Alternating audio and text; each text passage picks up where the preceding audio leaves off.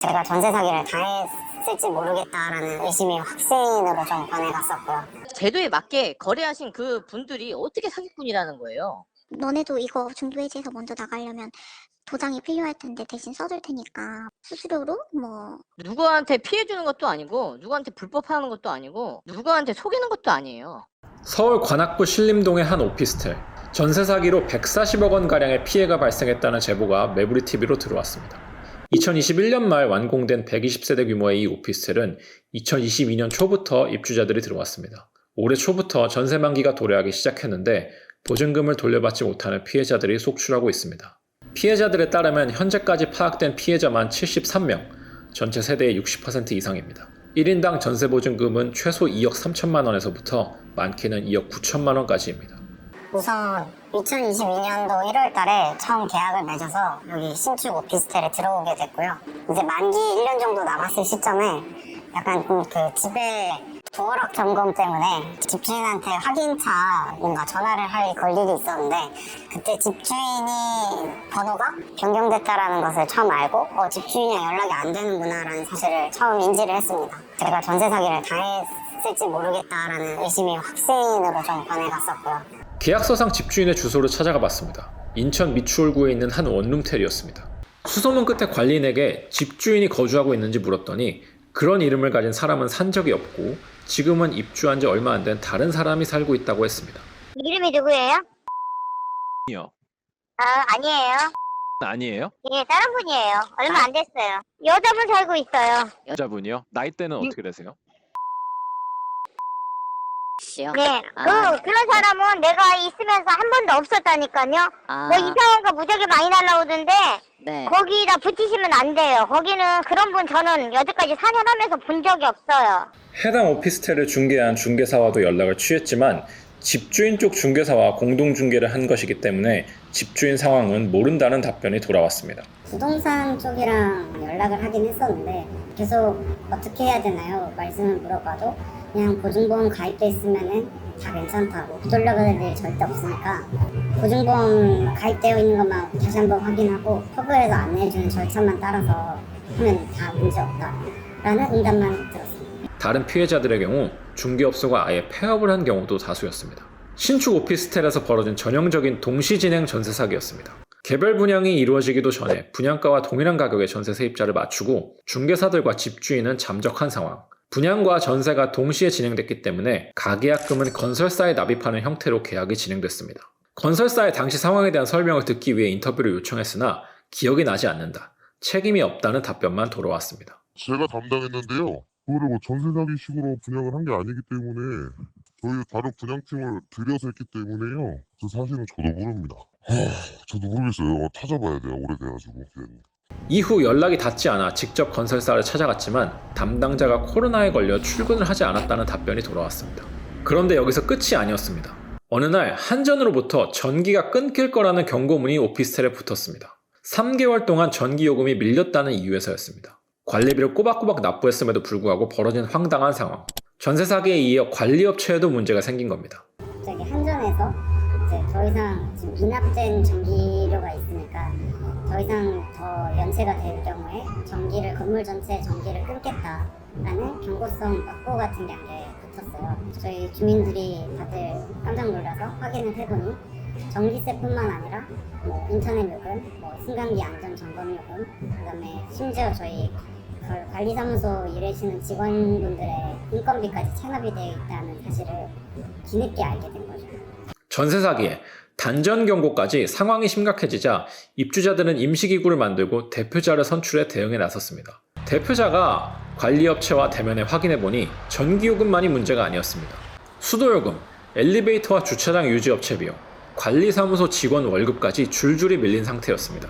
관리사무소 직원은 3명이었는데 2명은 임금 체불이 지속되자 밀린 월급을 포기하고 출근을 그만뒀고 2달 반치 월급이 밀린 남은 1명 역시 이달 말부터 출근하지 않을 예정입니다.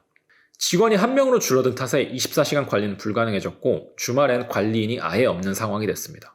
세입자들은 관리업체가 관리비를 한전 등에 납부하지 않고 다른 곳에 쓰고 있는 것 아니냐는 의혹을 제기하고 있습니다. 자초지종을 듣기 위해 관리업체를 찾아가 봤지만 문은 굳게 닫혀 있었습니다. 관리업체 사무실 임대인에 따르면 6개월 전부터 출근하는 사람이 없어졌고 임대료도 내지 않아 보증금이 다 소진됐다고 합니다. 이 업체는 과거 직접 건설업을 한 적도 있습니다. 인근 중개업소에 따르면 구로구 일대 빌라, 오피스텔 등을 지어 분양을 한 바 있습니다. 어렵게 연락이 닿은 관리업체는 회사 사정이 나빠진 데다 일부 입주자들이 관리비를 제때 내지 않아 문제가 발생했다고 해명했습니다. 이제 회사가 안 되니까 다 전부 다 정리를 하려고 지금 하고 있는 중이에요. 돈을 거기서 다 이제 다 수금이 되면 이제 줄 걸 주고 다 정리해서 회사 운영이 안 되니까 회사 폐업하려고 그럽니다. 지금 어느 정도 수준으로 수금이 안 된 건가요? 정확하게 모르겠고요. 허나 전체 입주자 중 몇 명이 얼마의 관리비를 체납했는지, 그래서 전체 운영 비용의 얼마만큼을 차지하는지, 일부 세대의 미납으로 왜 관리비를 제때 납부한 세대까지 단전 위험이 있는지 등을 묻는 질문엔 답변을 하지 않았습니다. 근데 뭘 알지도 못하면서 무슨 뭐 기자가 그런 일 해요? 피해자들에 따르면 또 다른 관리업체 직원은 개인정보 때문에 체납 상황을 알려줄 수 없다고 주장했습니다. 그러나 오피스텔의 경우 집합건물관리법을 따르는데 이에 따르면 이해관계인인 임차인은 개인정보라는 가린 채 회계 내역을 요구할 권한이 있습니다. 이 관리업체는 부자가 대를 이어 사업을 하고 있는데 피해자들의 제보에 따르면 전 대표인 아들은 고급 외제차를 타고 다녔다고 합니다. 이에 대해 부친은 사업과는 무관한 문제라고 반박했습니다. 차 좋은 거 타고 다니는 건 개인이 자기 돈 가지고 차 타고 다니는 건 뭔 상관 있어요? 통화 도중 관리업체는 건설사로부터 미수금이 있다는 주장도 했습니다. 처음에 그 선수금을 안 받은 거예요. 처음에. 근데 이제 그러니까 이제 건설사에서 받을 분도 있고. 그러나 건설사는 그런 계약이 없었다고 반박했습니다. 어떤 계약은 없고요. 아시다시피 저희 입주가 별로 없었어요. 몇 세대 안 돼가지고. 최대한 저렴한 관리 업체로 선정했고요. 근데 선수금 관리비 이런 게 저희도 그때 입주가 없기 때문에 내 상황도 아니었고. 그래서 처음에는 없이 한 게 답니다. 선수금 관리금 없이. 전세 사기에 이어 관리업체까지 문제가 있었지만 다행히 피해자들은 허그 전세금 반환 보증보험에 가입이 되어 있어 현재 보증금 반환 절차를 진행 중입니다. 그런데 이 과정에서 추가적인 제보가 들어왔습니다. 집주인들이 계약 해지를 종용하며 수수료를 받고 압류, 경매 절차가 예상됨에도 불구하고 퇴거한 세대에 단기 임대를 놓고 있다는 겁니다. 허그 보증보험을 통해 전세금을 돌려받기 위해선 우선 전세 계약이 만료돼야 합니다. 계약이 만료된 뒤에도 집주인이 보증금을 돌려주지 않아야 일단 보증사고라는 것 자체가 성립하기 때문입니다.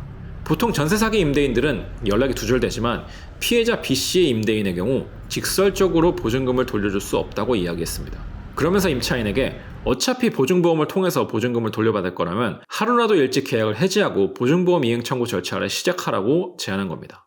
대신에 계약 해지를 해주는 대가로 200만 원 이상의 현금을 요구했습니다. 임차인 입장에선 보증금을 돌려받기 전까지 겪는 정신적인 스트레스, 지속적으로 나가는 전세대출 이자 등으로 고통받고 있으니 이를 이용한 겁니다. 피해자 B씨는 괘씸하지만 울며 겨자 먹기로 임대인의 요구를 받아들인 뒤 계약을 해지했습니다.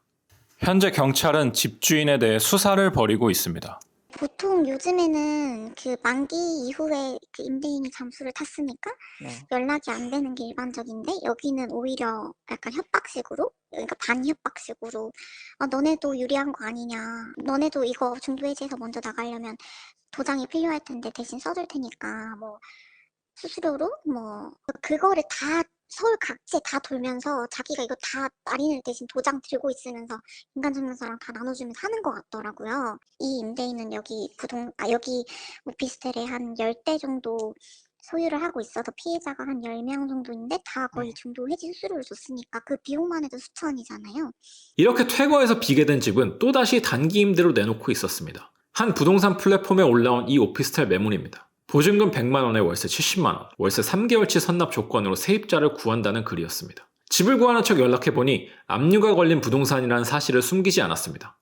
이게 저희가 3개월씩 계속 연장해서 한 1년 정도에서 1년 반 정도까지는 거주하실 수 있으세요. 이게 왜냐면 보증금이 이제 이렇게 낮잖아요. 이게 등기부상에 압류나 가압류가 있어서 그래요. 세금 체납 때문에 그런데 그게 이제 부동산을 많이 갖고 있으면 종부세 이런 게 나와서 많이 나온 경우에는 이제 등기부상이 그렇게 이제 찍혀 있어요. 근데 거주하시는 데는 문제가 전혀 없고 이게 나중에 경매로 넘어가게 돼도 한 1년 반 정도까지는 할 수 있어서 최대. 등기부등본을 떼보니 분양가와 전세가가 같았고 집주인의 세금 체납으로 지난해 국세청이 오피스텔을 압류한 상황입니다. 보증금을 돌려받지 못한 전 세입자의 임차권 등기 명령도 내려진 상태고요. 집주인이 어떤 상황이길래 압류와 임차권 등기가 있는지 물어봤지만 그건 잘 알지 못한다는 답변이 돌아왔습니다. 기자임을 밝히고 불시 퇴거 위험이 있는 물건을 왜 중개하는지 물었더니 돌연 그게 왜 문제냐고 반문했습니다. 이게 왜 문제가 있는 거예요? 근데요, 그 경매 그렇게 따지면은 전 세계 등기상에 채권 때문에 걸려 있는 게 많을 거 아니에요, 등기상에. 그럼 거기에 살고 있는 세입자는 다 문제가 되는 건가요? 사용수익권은 아직 소유자가 가지고 있는데 왜 중개를 안 하려고 하죠? 누구한테 피해 주는 것도 아니고, 누구한테 불법하는 것도 아니고, 누구한테 속이는 것도 아니에요. 방금 중개보조원의 말, 틀린 말이 아닙니다. 법적으로 이런 물건을 중개하는 게 불법이 아닙니다. 임대를 하는 것도 불법이 아니고요.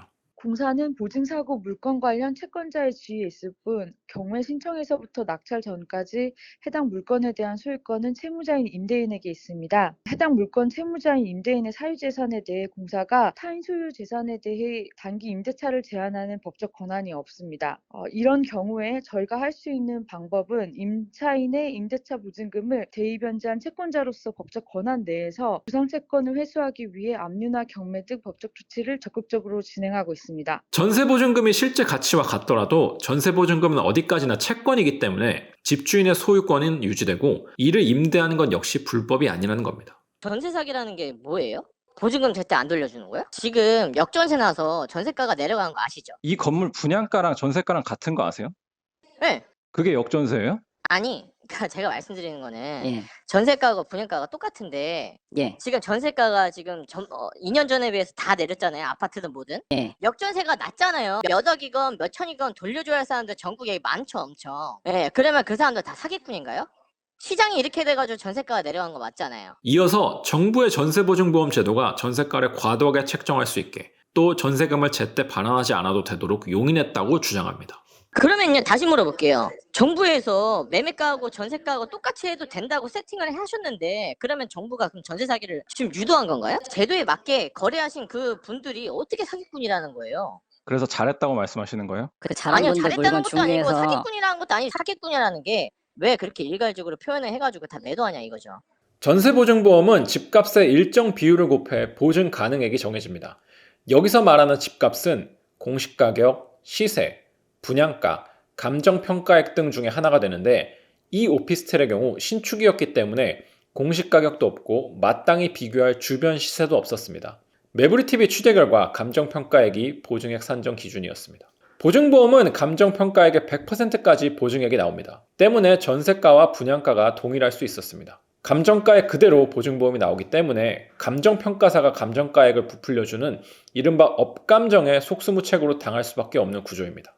집주인이 돈이 없어도 나라가 대신 갚아주니 무일푼으로 갭투기가 가능했던 겁니다. 그리고 이 집주인마저 바지사장인 경우가 허다하기 때문에 사기범들은 법망을 피해서 이득을 취하고 있습니다. 성공하면 내 돈, 실패하면 나라 돈이라는 마인드로 뛰어들 수 있는 구조입니다. 그리고 심지어 나라가 전세금을 대신 갚아준 집을 또다시 단기 월세로 내놔 돈을 벌고 있었습니다. 정부도 더 이상 이런 일이 벌어지지 않도록 보증보험 요건을 까다롭게 바꿨습니다. 그러나 이미 발생한 피해는 상당한 상황입니다. 허그에 따르면 지난해 집주인이 보증금을 돌려주지 않은 보증사고액은 총 4조 3,347억 원이었습니다. 역대 최대치입니다. 이는 1년 전에 비해 3.7배, 2년 전에 비해선 7.5배 늘어난 규모입니다. 올해의 경우 통계가 2월까지밖에 집계가 되지 않았지만 1조 원에 육박하는 사고가 발생했습니다. 이 같은 추세대로면 지난해 사고액을 경신할 것으로 예상됩니다. 이는 고스란히 세금으로 전가됩니다. 허그가 전세금을 돌려받기 위해 경매 등의 절차를 진행하지만 실제 회수하는 돈은 적습니다. 허그의 2022년 채권 회수율은 24%에 그쳤고 역대 최대치를 기록한 지난해의 경우 10% 중반에 불과할 것이란 관측이 나오고 있습니다. 지난해 허그가 집주인을 대신해 세입자에게 돌려준 돈만 3조 5,540억 원에 달합니다. 허그의 지난해 순손실은 5조 원에 달할 것으로 예상되고 있습니다. 이런 상황 때문에 국토부는 최근 허그에 4조 원의 현물을 출자했습니다. 전세 사기 사태는 위태롭던 전세제도의 민낯을 들춰냈습니다. 일면식도 없는 집주인이 선량할 것이라는 막연한 믿음으로 거액을 빌려주는 일이 과연 안전한 걸까라는 물음이 고개를 든 거죠. 전세 사기의 여파로 오피스텔과 빌라 전세는 기피 대상이 되고 있습니다. 소형 빌라와 오피스텔 수요자들인 1인 가구, 특히 청년들은 전세가 아닌 월세로 몰리고 있습니다. 그러다 보니 극심한 부동산 침체에도 불구하고 월세는 고공행진 중입니다. 저소득 1인 가구의 주거비 부담이 더욱 커진 겁니다. 전세 사기 피해자들이 가까스로 피해서 회복한들 그들을 기다리고 있는 건 고액의 월세입니다. 주거 사다리의 맨 아래 칸이 부서지고 있습니다.